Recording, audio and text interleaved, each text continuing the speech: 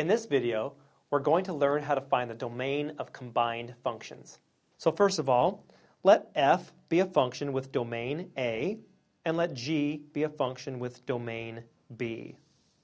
Then, the domain of f plus g, f minus g, and f times g is the set of all x that is in both A and B.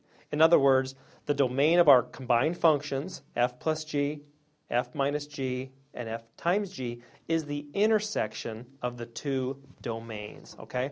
So what we're going to do when we find the domains of combined functions, we'll find the domain of f, then we will find the domain of g, and then we will take their intersection. So let's do an example.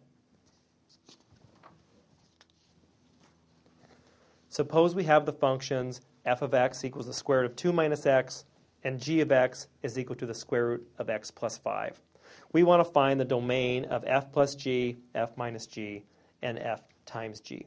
So we'll start by determining the domain of f.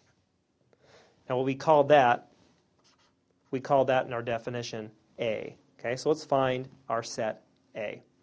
Well, to find the domain of a square root function, we must set the function inside greater than or equal to 0. Solving for x, we get 2 is greater than or equal to x, or x is less than or equal to 2. So our set A, or the domain of our function f, is the set of all values of x less than or equal to 2.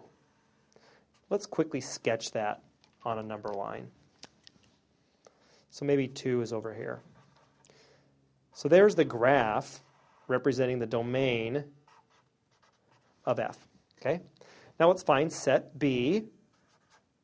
Set B was the domain of g. Again, we have a square root function. To find the domain of a square root function, we set the function inside or under the radical greater than or equal to 0, and we solve our inequality. So the set B, which is the same as the domain of g, is the set of all values of x that are greater than or equal to negative 5. Let's plot that on a number line. So negative 5 might be somewhere over here. We're going to include the negative 5 and extend indefinitely to the right. Now then, the domain of f plus g, f minus g, and f times g is the intersection of the two domains. So let's find out where these intervals intersect. Well, we can see by our two graphs that the points in common start at negative 5 and go until we get to 2. So the domain of these three combined functions is negative 5 to 2. Okay? Now, as you notice, we did not find the domain of f divided by g. That's something a little bit different. So let's go ahead and look at that. The domain of f divided by g is the set of all x that is in both a and b such that g of x is not equal to 0. Basically, the domain of f over g is also the intersections of the domains of f and g, except we must remove those values of x for which the denominator is equal to 0. I think we can best show this with an example.